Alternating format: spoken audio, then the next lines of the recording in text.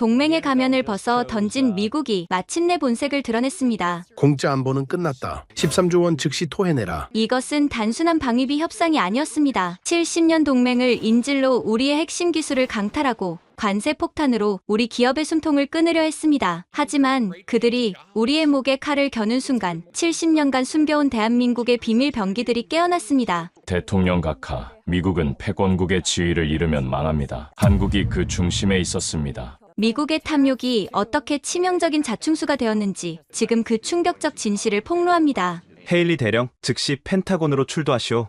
새벽 4시 15분, 전화벨 소리에 잠에서 깼습니다. 22년간 주한미군 정보장교로 복무하면서 새벽 전화는 익숙했지만 이날은 달랐습니다. 전화를 끊자마자 휴대폰에 긴급 메시지가 떴습니다. 전 세계 미군 장성 800명 긴급 소집. 진주만 공습 이후 처음 있는 일이었습니다. 버지니아 자택에서 펜타곤까지는 보통 2시간. 하지만 특별 차량이 대기하고 있었습니다. 차 안에서 받은 브리핑 자료를 보고 숨이 멎을 뻔했습니다. 주한미군 재배치 관련 특별 브리핑. 불길한 예감이 들었습니다. 28,500명의 주한미군, 연간 유지비만 5조 2천억 원. 이 숫자들이 제 머릿속을 맴돌았습니다. 펜타곤 대회의실에 도착했을 때 이미 수백 명의 장성들이 모여 있었습니다. 유럽 사령부, 인도태평양 사령부, 중동 사령부, 전 세계에서 날아온 미군 수뇌부였죠. 모두의 표정이 긴장으로 굳어 있었습니다. 오전 6시 정각, 문이 열리고 트럼프 대통령이 입장했습니다. 그의 첫마디가 회의실을 얼어붙게 만들었습니다. 여러분, 국방부의 시대는 끝났습니다. 오늘부로 우리는 전쟁부가 됩니다. 회의실이 술렁거렸습니다. 하지만 이건 시작에 불과했죠.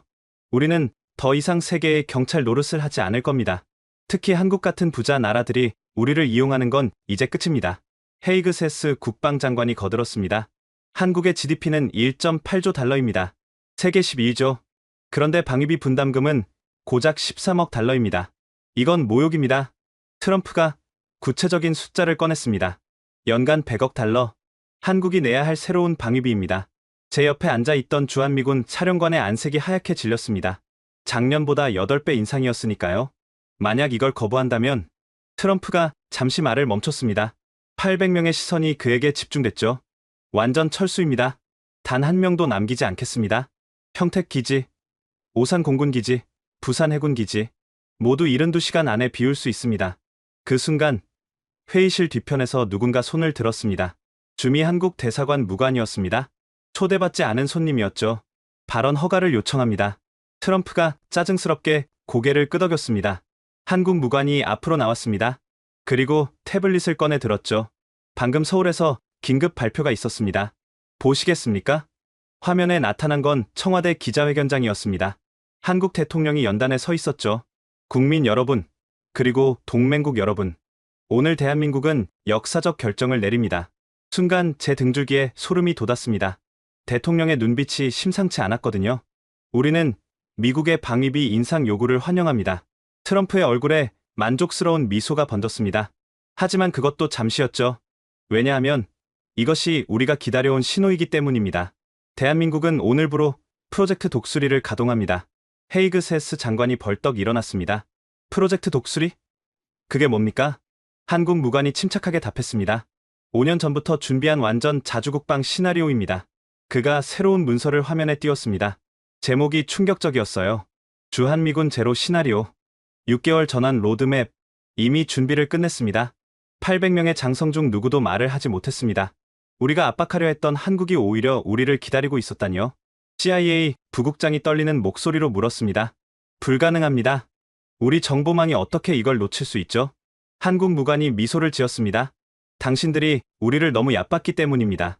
그 순간 저는 깨달았습니다. 이건 단순한 협상이 아니라 전쟁 선포였다는 걸. 그것도 우리가 이미쟁이였죠.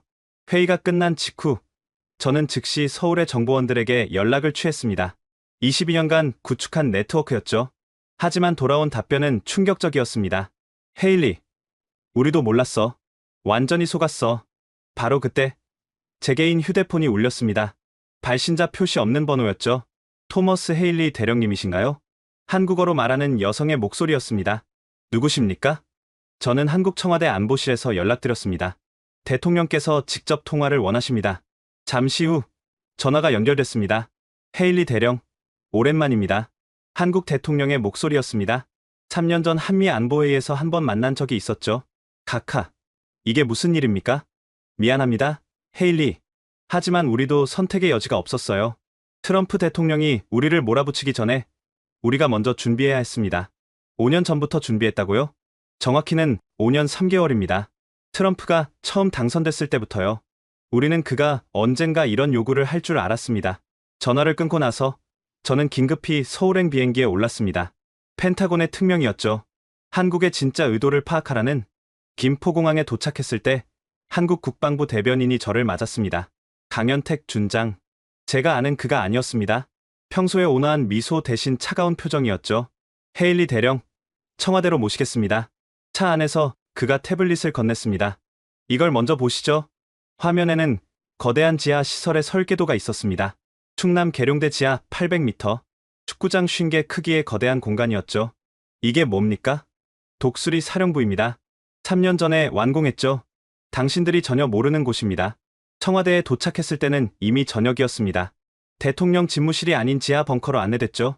그곳에는 한국의 안보 수뇌부가 모두 모여 있었습니다. 한국 대통령이 일어서며 저를 맞았습니다. 어서 오세요, 헤일리 대령. 이제 진실을 보여드릴 시간입니다. 거대한 스크린에 지도가 떴습니다. 한반도 전역에 빨간 점들이 표시되어 있었죠. 이것들이 뭔지 아십니까? 군사시설인가요? 맞습니다. 하지만 당신들이 모르는 시설들이죠.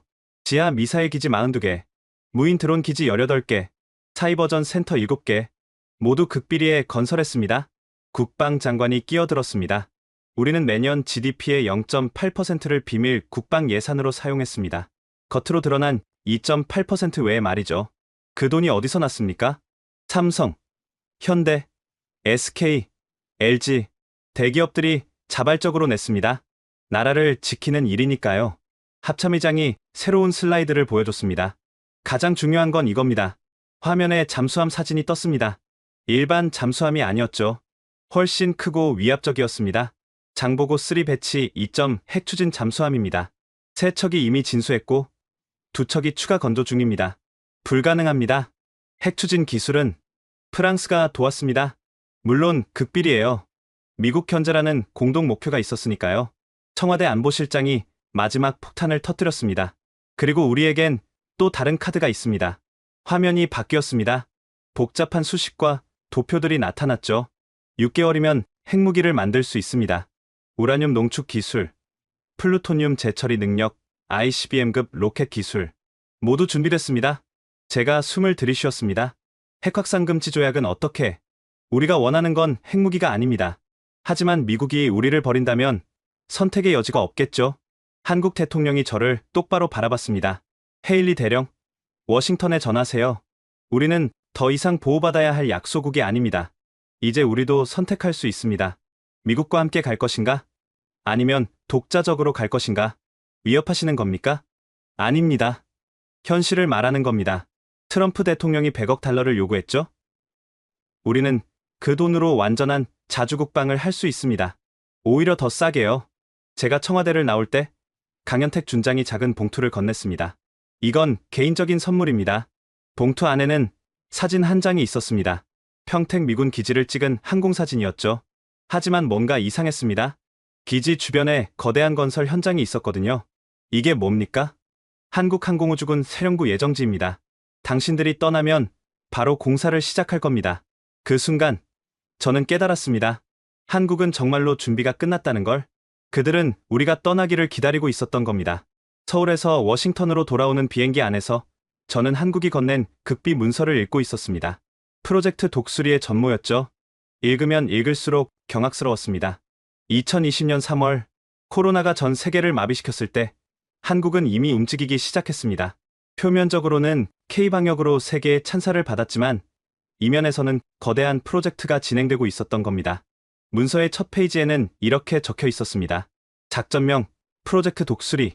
목표는 2025년까지 완전한 자주국방 능력 확보. 미국 의존도 제로. 세부 내용은 충격적이었습니다. 첫 번째 축. 독자적 정보 수집 능력. 한국은 24개의 군사 위성을 쏘아 올렸습니다. 겉으로는 통신 위성, 기상 위성으로 위장했지만 실제로는 모두 정찰 위성이었죠. 해상도 15cm, 미국의 키올 위성과 동일한 수준이었습니다. 두 번째 축, 사이버전 능력, 카이스트 지하에 건설된 사이버전 사령부. 여기서 훈련받은 해커 부대가 3,000명. 그들은 이미 2022년에 미국 국방부 시스템에 침투해 주한미군 철수 계획서를 빼냈다고 합니다. 우리는 전혀 몰랐죠. 세 번째 축, 독자 무기 체계, K2 흑표 전차, 세계 최강이라는 독일 레오파르트를 능가하는 성능. 이미 800대 생산 완료. 폴란드가 구매한 건 구형 모델이었습니다. 진짜는 한국이 숨기고 있었던 거죠. KF-21 보람에 한국형 스텔스 전투기, 레이더 반사 면적이 F-35의 70% 수준. 하지만 가격은 절반. 이미 180대가 비밀 기지에 배치됐습니다. 가장 충격적인 건 해군력이었습니다. 문서를 넘기다 제 손이 멈췄습니다. 사진 한 장 때문이었죠. 거대한 항공모함이었습니다. 독도함 개량형이 아니었습니다. 7만 톤급 정규 항공모함. 이름은 세종대왕함. 전자기 캐터펄트를 장착한 최신형이었죠. 미국의 제럴드 포드급과 동급이었습니다. 어떻게 이걸 숨길 수 있었을까요? 답은 간단했습니다. 모듈 건조 방식. 울산, 거제, 목포, 부산, 네 곳에서 따로 만들어 최종 조립만 극비리에 진행한 겁니다. 위성 사진으로는 알 수 없었죠. 펜타곤에 도착해서 긴급 보고를 했을 때 합참의장의 얼굴이 사색이 됐습니다. 이게 사실이라면 한국은 이미 세계 5위가 아니라 3위 군사 강국입니다. CIA 국장이 책상을 내리쳤습니다. 어떻게 우리 정보망이 이걸 놓쳤단 말입니까? 하지만 답은 이미 나와 있었습니다. 우리는 한국을 너무 얕봤던 겁니다. 그들이 영원히 우리에게 의존할 거라고 믿었죠. 그때 상황실에 긴급 전문이 들어왔습니다. 일본 정보입니다. 한국이 오늘 새벽 동해에서 비밀 훈련을 실시했답니다. 화면에 일본 정찰기가 찍은 영상이 떴습니다. 동해 한가운데 거대한 함대가 움직이고 있었죠. 구축함 12척, 잠수함 8척, 그리고 중앙에는 세종대왕 항공모함. 함재기들이 이착륙을 반복하고 있었습니다. KF-21N 함재기 버전이었죠. 우리는 아직 개발 중이라고 알고 있었는데 이미 실전 배치된 겁니다. 헤이그 세스 장관이 한숨을 쉬었습니다. 그들이 우리보다 앞서 있군요. 더 충격적인 보고가 이어졌습니다. 한국이 인도네시아, 말레이시아, 베트남과 비밀 군사 협정을 맺었습니다. 한국 무기를 도입하는 대가로 집단 방위를 약속했다고 합니다. 지도를 보니 명확했습니다. 한국을 중심으로 한 새로운 안보 체제, 미국 없는 아시아 방위 시스템이었죠. 그런데 가장 결정적인 한 방이 남아 있었습니다. 보고드립니다. 한국 국방부가 방금 발표했습니다. 모든 시선이 스크린에 집중됐습니다. 한국 국방장관이 기자들 앞에 서 있었죠. 오늘부로 대한민국은 극초음속 미사일 현무 5를 공개합니다. 영상이 재생됐습니다. 미사일이 하늘로 솟구쳐 마하 8의 속도로 날아갔죠. 그리고 정확히 500km 떨어진 표적을 명중시켰습니다. 사거리 3000km, 핵탄두 장착 가능. 현재 200기 실전 배치 완료. 회의실이 얼어붙었습니다. 이건 사실상 핵무기나 다름없었으니까요. 트럼프 대통령이 화상회의로 고함을 질렀습니다. 당장 한국을 압박하라. 모든 군사협력을 중단하고. 하지만 이미 늦었습니다. 한국은 우리의 압박을 기다리고 있었던 겁니다. 그들에게는 이미 대안이 있었으니까요. 그날 저녁, 저는 개인적으로 아는 한국군 대령에게 전화를 걸었습니다. 김석원 대령, 한미연합훈련 때 인연을 맺은 사이였죠. 석원, 도대체 언제부터 이렇게 준비한 거야? 그가 잠시 침묵하다 대답했습니다. 토머스, 우리는 항상 준비하고 있었어. 다만 그동안은 미국이 필요했을 뿐이야. 이제는 아니지만 우리가 떠나면 중국이나 러시아가 그들과도 이미 비밀 협상을 끝냈어. 경제협력만 하고 군사 동맹은 맺지 않기로. 우리는 스위스 같은 무장 중립국이 될 거야. 전화를 끊고 나서 저는 한참을 멍하니 앉아 있었습니다. 22년간 봐온 한국이 아니었습니다. 그들은 이미 우리를 넘어서 있었던 겁니다. 네 번째 축, 비밀 지하 도시. 문서를 넘기다가 제 눈을 의심했습니다.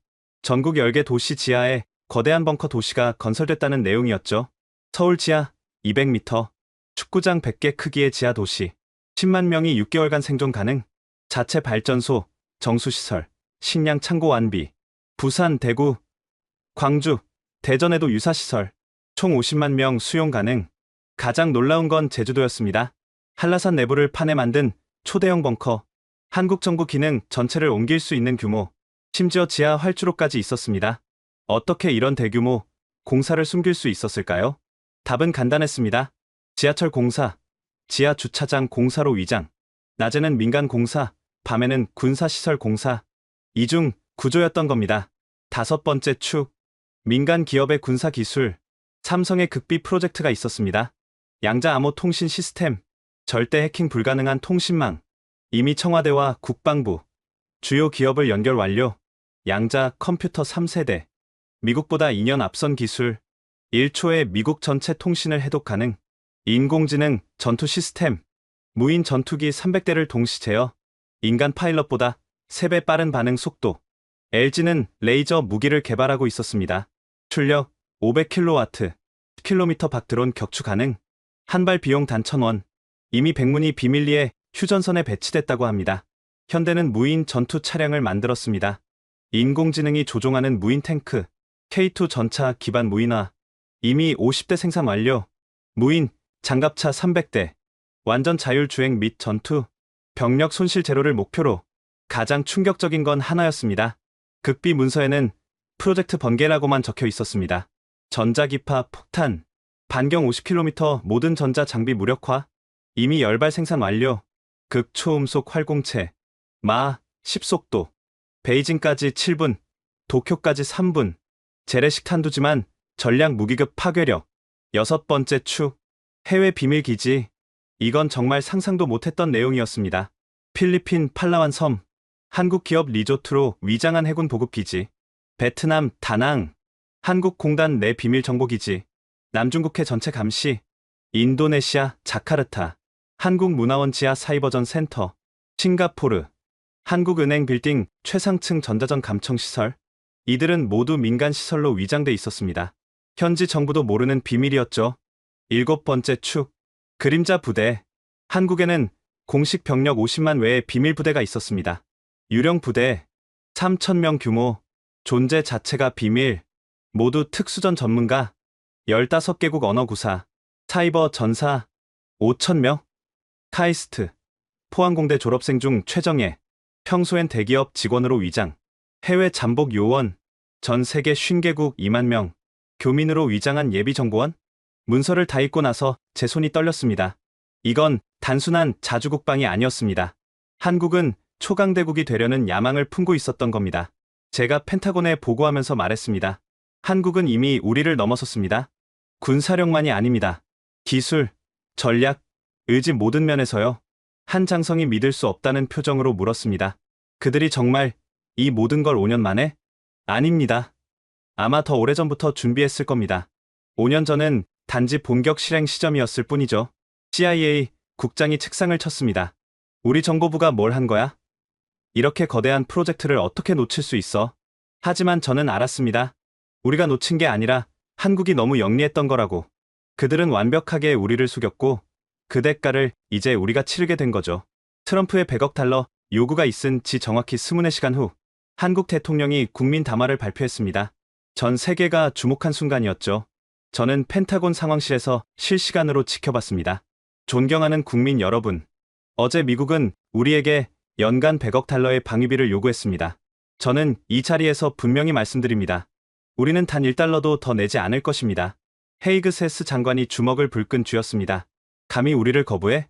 하지만 한국 대통령의 다음 말이 더 충격적이었습니다. 오히려 우리는 미국에 감사합니다. 이제 우리가 홀로서기 할 때가 왔음을 알려주었으니까요. 대한민국은 오늘부로 주한미군 철수를 공식 요청합니다. 상황실이 발칵 뒤집어졌습니다. 뭐라고? 자기들이 먼저 철수를 요구한다고? 한국 대통령은 계속했습니다. 평택 기지는 한국항공우주군 사령부가 될 것입니다. 오산 공군기지는 KF-21의 새 둥지가 되겠죠? 용산 기지는 시민들에게 돌려드리겠습니다. 70년 만에요. 그 순간 전화가 빗발쳤습니다. 월스트리트부터였죠. 코스피가 5% 급등했습니다. 반면 다우존스는 3% 폭락 중입니다. 시장은 이미 판단을 내렸습니다. 한국의 독립을 환영한다고. 2시간 후 일본 총리가 긴급 기자회견을 했습니다. 일본도 주일미군 주둔 비용 재협상을 요구합니다. 한국과 같은 조건을 원합니다. 도미노가 시작됐습니다. 3시간 후 독일 총리가 발표했습니다. 주동미군 35,000명. 더 이상 우리가 비용을 부담할 이유가 없습니다. 4시간 후 필리핀 대통령이 선언했습니다. 미국과의 방문군 협정을 재검토하겠습니다. 한국처럼 우리도 자주 국방을 추구할 것입니다. 펜타곤은 완전히 패닉 상태였습니다. 전 세계 미군 기지 체계가 한꺼번에 흔들리기 시작한 겁니다. 그런데 진짜 폭탄은 따로 있었습니다. CIA 국장이 뛰어 들어왔습니다. 대통령님, 중국이 한국에 천연가스 공급 계약을 제안했습니다. 연간 200억 달러, 30년 장기 계약입니다. 이어서 러시아도 움직였습니다. 푸틴이 한국 대통령과 전화 통화를 했답니다. 시베리아 횡단 철도 연결 사업을 재개하자고요. 북한 구간은 러시아가 책임지고 건설하겠답니다. 북한까지 끌어들인 겁니다. 미국을 완전히 배제한 새로운 동구가 구도였죠. 36시간째 한국 국방부가 충격적인 영상을 공개했습니다. 동해상에서 실시한 대규모 해상 훈련이었죠. 세종대왕 항공모함을 중심으로 한 대 함대, 구축함 12척, 잠수함 8척, 초계기 20대, 그리고 하늘에는 KF-21 전투기 60대가 편대 비행을 하고 있었습니다. 미사일 발사 장면도 있었습니다. 현무 5극 초음속 미사일이 목표물을 정확히 타격했죠. 가상의 적은 명백했습니다. 바로 우리였으니까요. 일본 방위성 고위 관계자가 비밀리에 우리에게 정보를 전했습니다. 한국 함대가 일본 근해를 지나갔습니다. 우리 해상자위대가 추적했는데 레이더에 거의 안 잡혔습니다. 스텔스 기술이 우리보다 앞서 있어요. 더 놀라운 건 국제사회의 반응이었습니다. UN 사무총장이 성명을 발표했습니다. 한국의 자주적 결정을 존중합니다. 모든 국가는 자신의 안보를 스스로 결정할 권리가 있습니다. 프랑스 대통령이 거들었습니다. 미국의 일방적 압박은 동맹의 정신에 어긋납니다. 한국의 입장을 지지합니다. 심지어 영국까지 한국 편을 들었습니다. 특별관계도 상호 존중이 기반입니다. 미국은 동맹국들의 목소리를 들어야 합니다. 38시간째 월스트리트가 완전히 뒤집어졌습니다. 골드만삭스 본사 최상층 회의실. 새벽 3시임에도 불구하고 임원진이 모두 소집됐습니다. 한국 관련 포지션 전면 제도 정하라. 코스피 선물 매수, 다우 공매도, JP모건도 마찬가지였습니다. 한국 투자를 3배로 늘려라. 삼성, 현대, SK 모두 매수하라. 한 펀드 매니저가 비명을 질렀습니다. 로키드 마틴 주가가 또 10% 빠졌습니다. 서킷 브레이커 발동 직전입니다. 그때 블룸버그 속보가 떴습니다. 워런 버핏, 한국 주식 100억 달러 매수 선언. 투자의 귀재가 한국을 선택했다. 21세기는 아시아의 시대. 그 중심은 한국이 될 것? 버핏 효과는 즉각적이었습니다. 전 세계 자금이 한국으로 몰리기 시작했죠. 그 시각 서울, 여의도 한국거래소는 축제 분위기였습니다. 또 상한가다. 한화에어 로스페이스 상한가. LIG와 또 상한가? 배터리주 전부 상한가야? 한 증권사 애널리스트가 흥분해서 말했습니다. 20년 근무하면서 이런 장은 처음입니다. 매도 물량이 없어요. 모두가 사려고만 해요. 실제로 외국인 순매수가 하루에 10조 원을 넘었습니다. 역사상 최대치였죠. 39시간째 청와대 지하 상황실. 한국 대통령이 경제팀과 긴급 회의 중이었습니다. 시장이 과열되고 있습니다. 개입해야 할까요? 재무장관이 걱정스럽게 물었습니다. 대통령이 고개를 저었습니다. 놔두세요. 이건 시장의 평가입니다. 우리가 제대로 가고 있다는 증거죠. 하지만 버블 우려가 버블이 아닙니다. 펀더멘털이 뒷받침되고 있어요. 방산 수출 계약만 2천억 달러입니다. 그때 국정원장이 급히 들어왔습니다. 대통령님, 미국 내부 정보입니다. 그가 태블릿을 보여줬습니다. 펜타곤 내부 회의록이었죠. 트럼프가 군부 쿠데타를 우려하고 있답니다. 장성들이 대통령의 결정에 반발하고 있다고. 대통령이 잠시 생각하더니 말했습니다. 미국 언론에 흘려요. 트럼프가 더 이상 무리수를 두지 못하게. 1시간 후 뉴욕타임스 속보. 펜타곤 내부 반란? 트럼프의 한국 정책에 군부 집단 반발. 백악관은 즉각 부인했지만 이미 판은 기울어진 후였습니다. 그 시각 베이징, 중국 지도부가 극비 회의를 하고 있었습니다. 한국이 완전히 독립한다면 우리에게 기회입니다. 외교부장이 말했습니다. 하지만 너무 강해지면 우리에게도 위협이 될 수 있습니다. 국방부장이 반박했습니다. 주석이 결론을 내렸습니다. 한국을 우리 편으로 만들 순 없지만 적으로 만들지도 말아야 합니다. 경제협력을 최대한 늘리되 군사적으로는 거리를 유지하세요. 모스크바도 비슷한 결론을 내렸습니다. 푸틴이 참모들에게 지시했습니다. 한국에 최대한 호의적으로 대하라. 미국을 견제할 수 있는 카드다.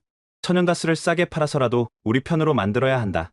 40시간째 한국 경제부총리가 폭탄 선언을 했습니다. 미국 국채 500억 달러를 단계적으로 매각하겠습니다. 대신 유로화, 위안화, 엔화로 외환 보유고를 다변화할 것입니다. 연준 의장이 긴급 성명을 냈습니다. 한국의 결정을 재고해주기 바랍니다. 하지만 한국은 단호했습니다. 이미 매각을 시작했고 달러는 요동치기 시작했죠. 42시간째 사우디아라비아가 한국과 300억 달러 방산 계약을 체결했습니다. 천궁2 방공 시스템 10개 포대, K2 전차 500대, K9 자주포 300문, 그리고 한국의 소형 모듈 원자로 10기. 이건 우리가 10년간 공들인 사우디 무기 시장을 하루아침에 뺏긴 겁니다. 인도가 뒤를 이었습니다. 한국과 군사기술 협력 협정을 맺었습니다. 브라모스 미사일 기술과 한국 K9 자주포 기술을 교환하기로 했습니다. 호주도 합류했습니다. 한국의 잠수함 기술을 도입하기로 했습니다. 프랑스 잠수함 계약은 취소합니다. 44시간째 한국 증시는 연일 상한가를 기록했습니다. 특히 방산주는 천정부지로 치솟았죠. 한화주가 300% 상승, 현대로템 250% 상승, KAI 400% 상승. 반면 미국 방산주는 폭락했습니다. 로키드 마틴 마이너스 20%, 보잉 마이너스 18%, 레이시온 마이너스 22%. 46시간째 베트남이 선언했습니다. 한국의 KF-21 전투기 48대를 도입하기로 했습니다. F-16 대신에요. 인도네시아가 따라했습니다. 한국과 공동으로 KF-21을 생산하기로 했습니다. 기술 이전도 받기로 했습니다. 태국, 말레이시아, 싱가포르까지 한국 무기 도입을 발표했습니다. 47시간째 북한이 침묵을 깨뜨렸습니다. 미 제국주의자들의 철수를 환영한다. 남조선과의 경제협력을 검토할 용의가 있다. 이건 완전히 예상 밖이었습니다. 한국이 북한까지 끌어들인 겁니다. 48시간째 트럼프 대통령이 긴급 대국민 담화를 발표했습니다. 우리는 한국과의 동맹을 재고할 것입니다. 그들이 우리를 필요로 하지 않는다면 우리도 그들이 필요 없습니다. 하지만 이미 판은 완전히 뒤집어진 후였습니다. 한국 대통령이 즉각 화답했습니다. 우리는 미국과 적이 되길 원하지 않습니다. 다만 동등한 관계를 원할 뿐입니다. 종속이 아닌 동반자 관계를요. 그리고 결정적인 한마디를 덧붙였죠. 미국이 떠난 자리는 우리가 지킬 것입니다. 대한민국이 아시아의 새로운 균형자가 되겠습니다. 48시간 만에 70년 동맹이 무너졌습니다. 아니, 정확히는 새로운 시대가 시작된 겁니다. 미국 없는 아시아, 한국이 주도하는 새로운 질서. 우리는 완전히 예상하지 못했던 시나리오였죠. 저는 그날 밤 일기에 이렇게 썼습니다. 우리는 한국을 잃었다. 아니, 애초에 우리 것이 아니었는지도 모른다. 그들은 항상 독립을 꿈꿨고 이제 그 꿈을 이뤘다. 문제는 이제 시작이다. 다른 동맹국들도 한국처럼 할 것이다. 팍스 아메리카나의 종말이 시작됐다. 48시간의 혼란 끝에 트럼프 대통령은 결단을 내렸습니다. 헤이그 세스, 당장 서울로 가라. 무슨 수를 써서라도 한국을 붙잡아야 한다. 국방장관을 필두로 한 협상단이 꾸려졌습니다. 저도 한국 전문가로 포함됐죠. 하지만 우리 모두 알고 있었습니다. 이미 주도권은 한국에게 넘어갔다는 걸. 김포공항에 도착했을 때 풍경이 달라져 있었습니다. 과거엔 레드카펫과 의장대가 우리를 맞았죠. 이번엔 실무급 의전만 있었습니다. 미국 국방장관이 이런 대접을 받은 건 처음이었습니다. 더 충격적인 건 서울 시내 풍경이었습니다. 광화문 광장에는 거대한 현수막이 걸려 있었습니다. 자주국방 원년, 대한민국이 스스로 섭니다. 시민들은 태극기를 들고 축제 분위기였죠. 우리를 보는 눈빛에는 더 이상 환영이 아닌 경계가 서려 있었습니다. 용산 국방부에 도착했을 때 한국 국방장관이 우리를 맞았습니다. 정중했지만 차가웠죠. 먼 길 오셨습니다. 바로 본론으로 들어가시죠. 회의실에 들어서자 벽면 가득 차트가 걸려 있었습니다. 한국의 군사력 현황이었죠. 보시다시피 우리는 충분한 방위력을 갖췄습니다. 미국의 도움 없이도요. 헤이그 세스가 준비한 제안을 꺼냈습니다. 우리도 재고했습니다. 방위비를 50억 달러로 낮추겠습니다. 주한미군도 2만 명은 유지하고요. 한국 국방장관이 고개를 저었습니다. 늦었습니다. 우리 국민의 92%가 완전 철수를 지지합니다. 그럼 대안이 뭡니까? 한국 측이 문서를 건넸습니다. 제목부터 충격적이었죠. 한미 신동맹 협정안. 내용은 더 충격적이었습니다. 주한미군 5,000명으로 감축, 평택 기지 즉시 반환, 오산 공군기지 한국 공군의 이양, 방위비 분담금 제로, 한국산 무기 체계 미군 도입 의무화, 이건 사실상 철수 아닙니까? 아닙니다. 상징적 주둔입니다. 영국군도 싱가포르에 50명만 있지 않습니까? 헤이그 세스가 목소리를 높였습니다. 우리가 70년간 지켜줬는데 이제 와서 한국 국방장관이 그를 자르고 말했습니다. 지켜주셨다고요? 평택기지 건설비의 92%는 우리가 냈습니다. 110억 달러 중 101억 달러를요. 베트남전, 이라크전, 아프간전. 우리도 피를 흘렸습니다. 지켜준 게 아니라 상호방위였죠. 분위기가 험악해졌습니다. 그때 한국 대통령이 들어왔습니다. 에스컬레이션은 피합시다. 우리가 원하는 건 간단합니다. 동등한 관계, 더 이상 종속적 동맹은 싫습니다. 헤이그 세스가 물었습니다. 만약 우리가 완전 철수하면 중국이나 러시아가 이미 합의했습니다. 경제협력만 하고 군사 동맹은 맺지 않기로. 우리는 아시아의 스위스가 될 겁니다. 해구사는 어쩔 겁니까? 한국 대통령이 미소를 지었습니다. 필요하면 우리도 만들 수 있습니다. 6개월이면 충분하죠. 기술도 있고 재료도 있습니다. 이건 명백한 위협이었습니다.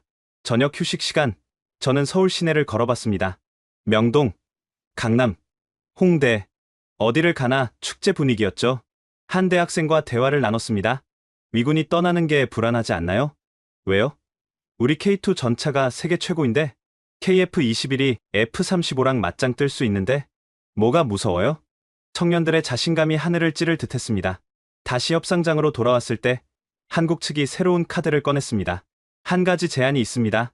미군도 한국 무기를 사보세요. 화면에 한국 무기들의 스펙이 떴습니다.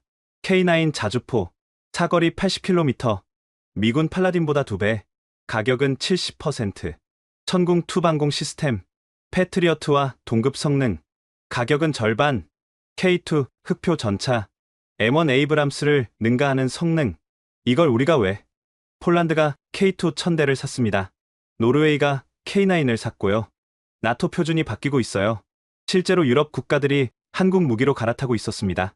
미국산보다 싸고 성능은 비슷하거나 더 좋았으니까요. 협상은 밤새 계속됐지만 평행선이었습니다. 새벽 3시, 트럼프 대통령과 화상 통화를 했습니다. 어떻게든 붙잡아. 한국을 잃으면 아시아 전체를 잃는다. 하지만 이미 늦었습니다. 아침 7시, 한국 언론이 일제히 속보를 냈습니다. 한국, 베트남, 필리핀, 인도네시아 4개국 방위 협력체 출범, 일본, 호주, 한국 삼각 안보 협의체 구성 합의, 인도 한국 전략적 파트너십 격상, 미국 없는 새로운 아시아 안보 구조가 하룻밤 사이에 만들어진 겁니다. 오전 10시, 청와대에서 마지막 회담이 열렸습니다. 한국 대통령이 최후 통첩을 했습니다.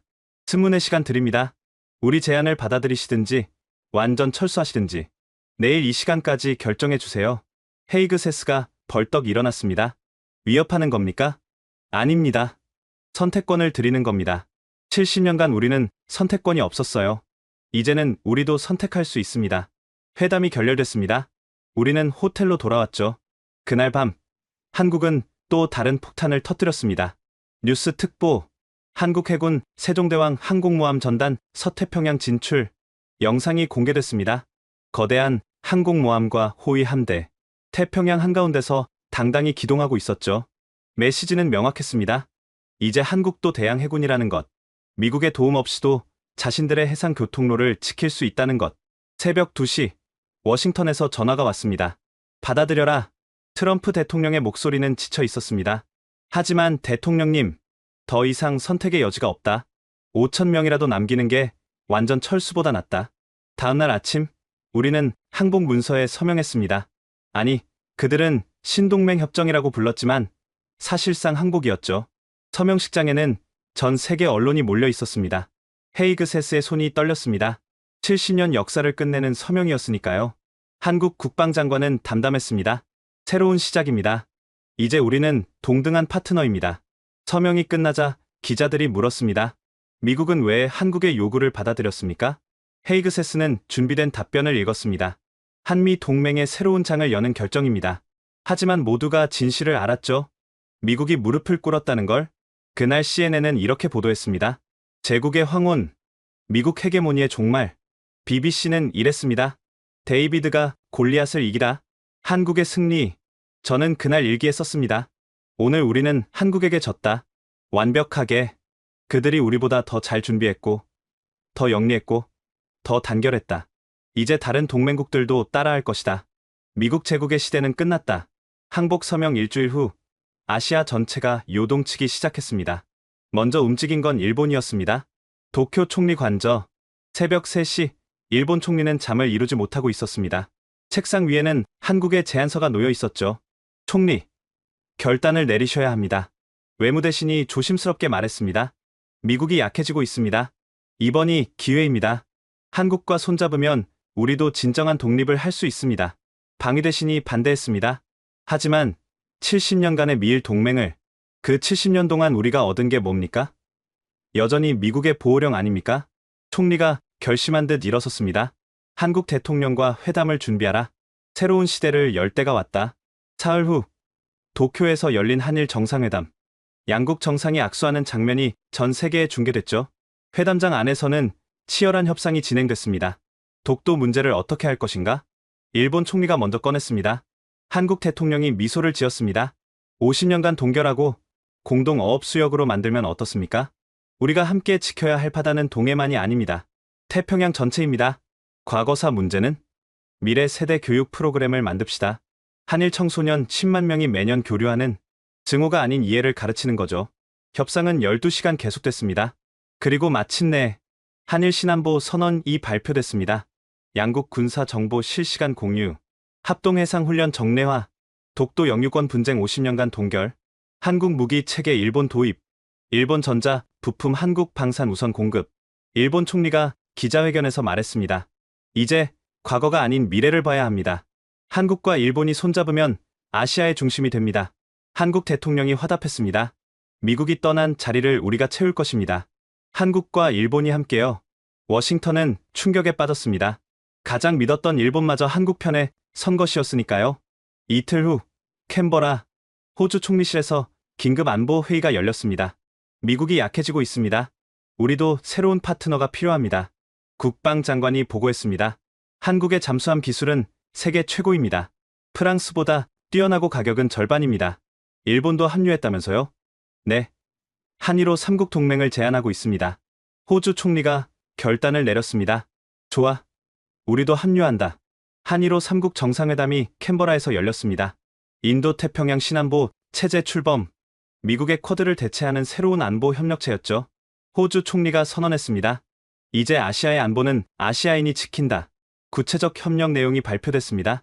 3국 해군 합동훈련 분기별 실시, 정보 공유 체계 구축, 한국 무기 공동 개발 및 생산, 호주 우라늄 한국 일본 우선 공급, 3국 자유무역 협정 즉시 발효. 그 다음 주 자카르타, 인도네시아 대통령궁에서 역사적인 회의가 준비되고 있었습니다. 미국 없는 새로운 질서를 만들어야 합니다. 인도네시아 대통령이 각국 대사들에게 말했습니다. 한국이 주도하게 놔둬도 괜찮을까요? 말레이시아 총리가 물었습니다. 한국은 우리를 식민지로 만들지 않을 겁니다. 그들도 식민지였으니까요. 미국과는 다릅니다. 베트남 주석이 동의했습니다. 한국은 기술을 이전해줍니다. 미국은 무기만 팔았지만요. 한국, 베트남, 인도네시아, 말레이시아, 필리핀, 태국 6개국 정상이 모였죠. 동남아 방위협력기구 창설. 회의장에서 한국 대통령이 파격 제안을 했습니다. 우리 기술을 모두 공개하겠습니다. 여러분의 나라에서 직접 생산하세요. 로열티는 5%만 받겠습니다. 각국 정상들이 놀랐습니다. 정말입니까? 미국은 절대 기술 이전을 안 했는데? 우리는 다릅니다. 함께 성장하는 것이 진정한 안보입니다. 인도네시아 대통령이 말했습니다. 한국은 우리의 롤모델입니다. 그들이 해냈다면 우리도 할 수 있습니다. 베트남 주석이 거들었습니다. 한국의 무기와 기술로 우리도 자주국방을 이룰 것입니다. 구체적인 협력 방안이 발표됐습니다. 한국이 6개국의 무기를 공급, 기술 이전과 공동 생산, 연간 500억 달러 규모, KF-21 전투기 300대, 각국에서 부품 생산 분담, K2 전차 2000대, 인도네시아의 생산 공장 건설, K9 자주포 1500문, 베트남과 공동 개발, 천공방공 시스템 50개 포대, 현지 기술자 1000명 한국 연수.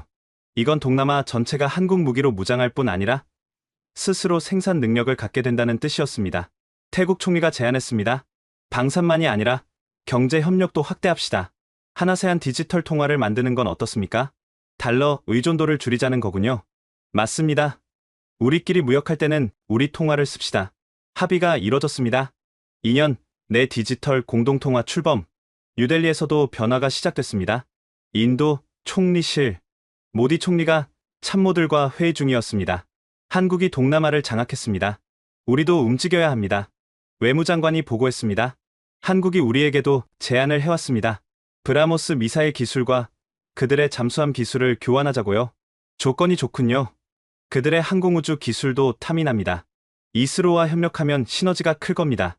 인도 총리가 결정했습니다. 한국과 전략적 파트너십을 특별 전략적 파트너십으로 격상한다.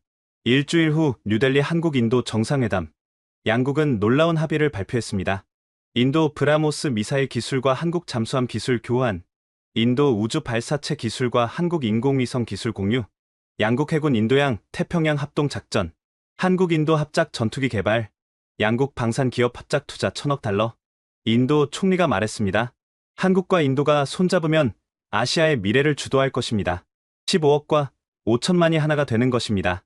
중동에서도 지각 변동이 시작됐습니다. 리야드, 왕궁, 사우디 왕세자가 한국 특사를 비밀리에 만났습니다. 미국 무기는 너무 비싸고 제약이 많습니다. 의회 승인, 인권 조건, 짜증납니다. 한국 특사가 미소를 지었습니다.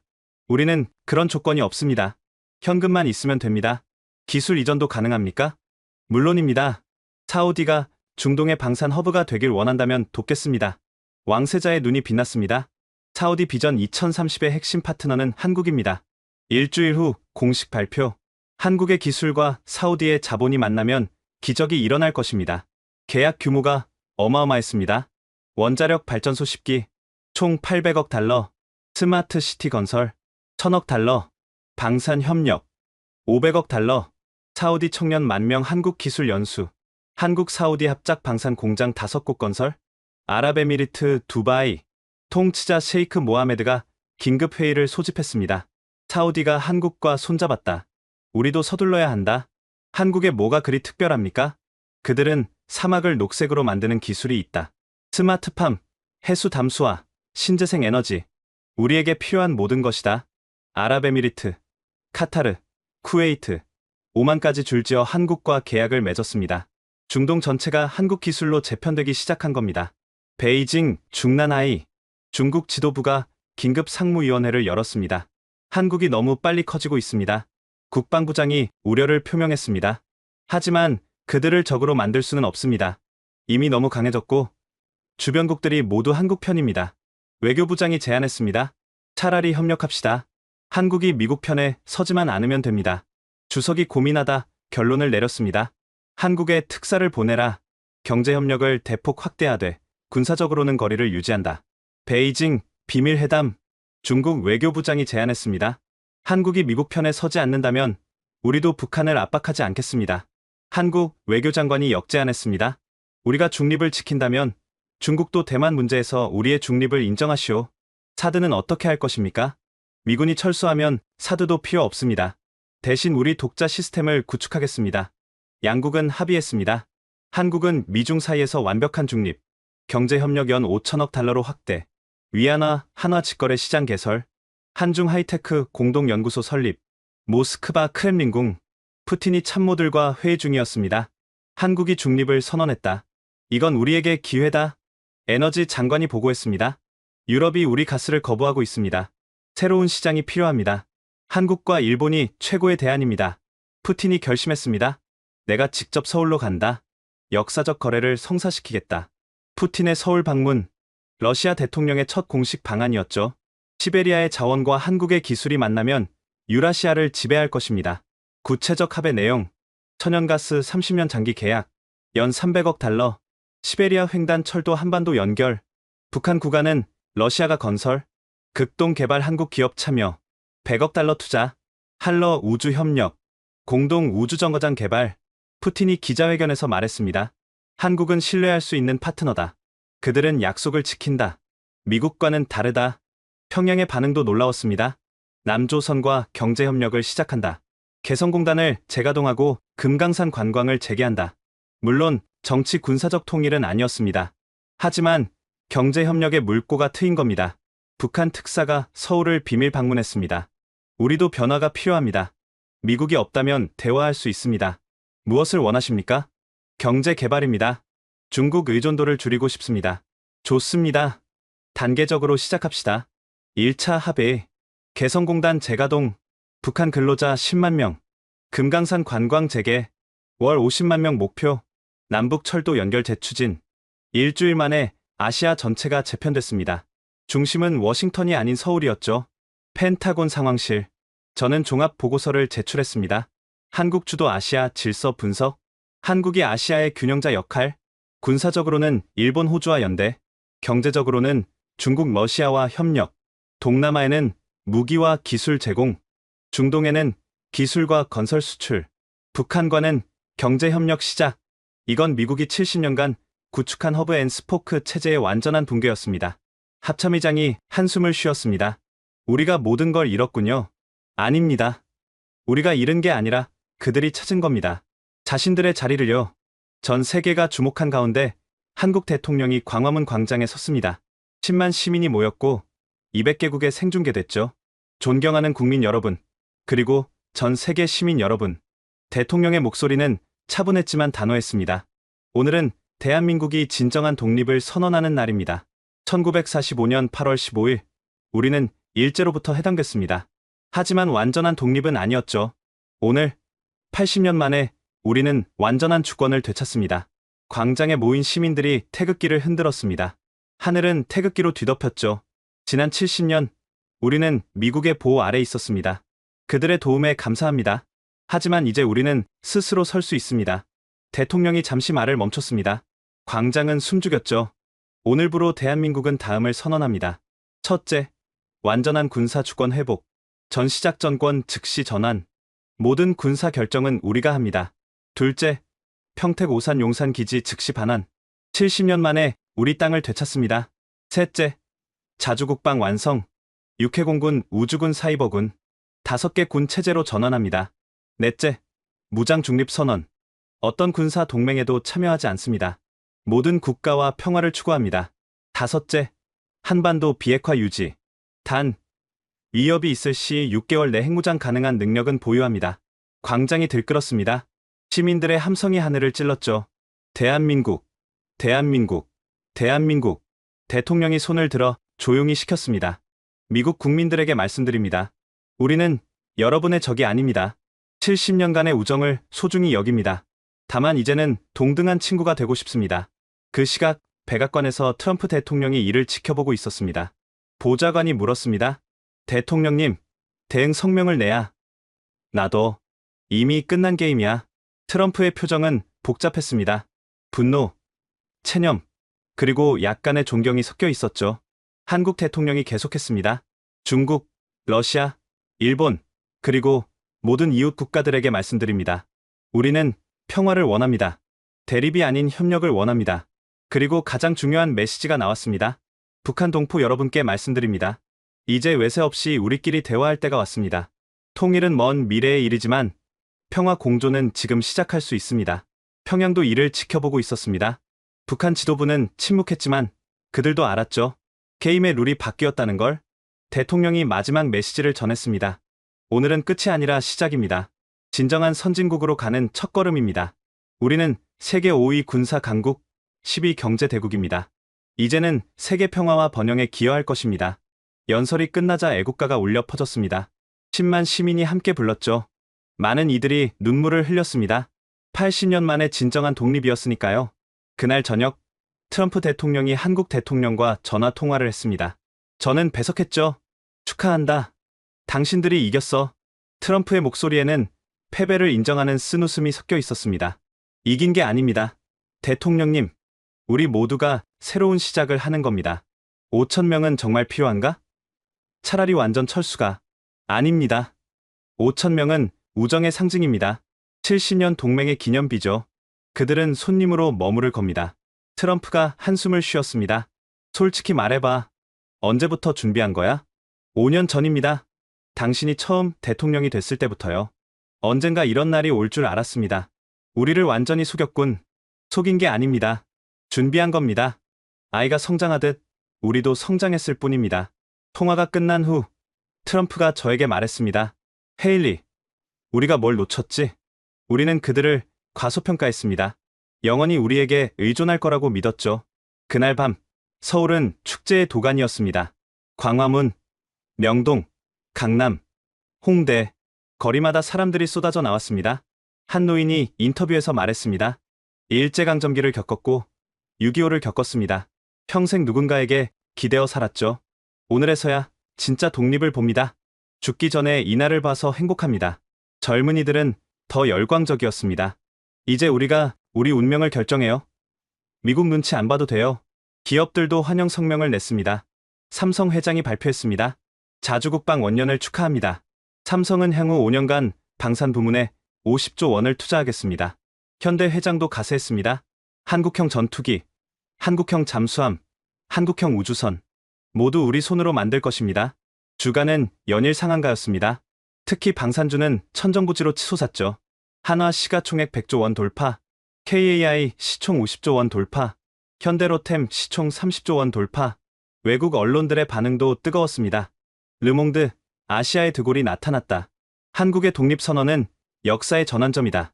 더타임스 데이비드가 골리앗을 이긴 것이 아니다. 데이비드가 골리앗이 됐다. 신화통신, 한국의 선택은 현명했다. 아시아의 새로운 균형자가 탄생했다. 전 세계 증시도 요동쳤습니다. 한국 코스피 사상 최고치 경신, 원화 달러 대비 20% 강세, 한국 국채 신용등급 AAA 상향. 반면 미국 증시는 폭락했습니다. 다우존스 5% 하락, 나스닥 6% 하락, 방산주는 평균 30% 폭락. 10월 16일 평택 미군 기지에서 역사적인 장면이 연출됐습니다. 성조기가 내려가고 태극기가 올라갔습니다. 70년 만이었죠. 한국 공군 참모총장이 선언했습니다. 오늘부로 이곳은 대한민국 항공우주군 사령부입니다. 미군 병사들은 조용히 짐을 쌌습니다. 일부는 한국에 남기로 했죠. 5,000명의 상징적 주둔군으로 한 미군 병사가 인터뷰에서 말했습니다. 솔직히 한국이 대단합니다. 그들은 스스로의 힘으로 독립을 쟁취했어요. 존경스럽습니다. 그날 오후 청와대에서 특별 기자회견이 열렸습니다. 국방장관이 발표했습니다. 내년도 국방 예산을 100조 원으로 편성했습니다. GDP의 4%입니다. 5년 내 세계 3위 군사 강국이 될 것입니다. 합참의장이 구체적 계획을 발표했습니다. 항공우주군 창설, 군사 위성 50기 추가 발사, 달기지 건설 프로젝트 시작, 2035년까지 유인 우주선 개발, 과학기술부 장관도 가세했습니다. 양자 컴퓨터 상용화, 인공지능 전투 시스템 개발, 레이저 무기 실전 배치, 모두 우리 기술로 하겠습니다. 10월 20일 유엔 안전보장이사회가 열렸습니다. 한국의 무장 중립 선언이 안건이었죠. 미국 대표가 우려를 표명했습니다. 한국의 일방적 결정은 지역 안정을 해칠 수 있습니다. 하지만 다른 국가들은 한국을 지지했습니다. 프랑스 모든 국가는 자신의 안보 정책을 결정할 주권이 있다. 러시아, 한국의 중립 선언을 환영한다. 중국, 아시아 평화에 기여할 것으로 본다. 결국 안보리는 한국의 결정을 추인했습니다. 그날 밤, 저는 마지막으로 서울을 떠났습니다. 인천공항으로 가는 길, 차창 밖 풍경이 인상적이었습니다. 한강 다리마다 태극기가 펄럭였습니다. 빌딩마다 자주독립 원년이라는 현수막이 걸려 있었고요. 공항에서 마지막으로 한국 뉴스를 봤습니다. 속보입니다. 북한이 개성공단 재가동을 공식 제안했습니다. 남북관계도 새로운 국면으로 접어들고 있었습니다. 비행기가 이륙하면서 서울을 내려다봤습니다. 불야성을 이룬 도시, 더 이상 우리의 보호가 필요 없는 도시. 22년간 지켜봐온 나라가 이제는 우리보다 강해졌습니다. 쓸쓸했지만 한편으로는 대견했습니다. 제자가 스승을 넘어서는 것처럼요. 지금까지 전 주한미군 정보장교 토머스 헤일리가 증언한 대한민국이 미국을 버린 날의 실화였습니다. 여러분은 어떻게 들으셨나요? 정말 이런 날이 올 수 있을까요? 우리나라의 진정한 독립을 꿈꾸시는 분들은 이 영상을 공유해주세요. 좋아요와 구독도 부탁드립니다. 감사합니다. 지금까지 원더풀 해외 사연이었습니다. 감사합니다.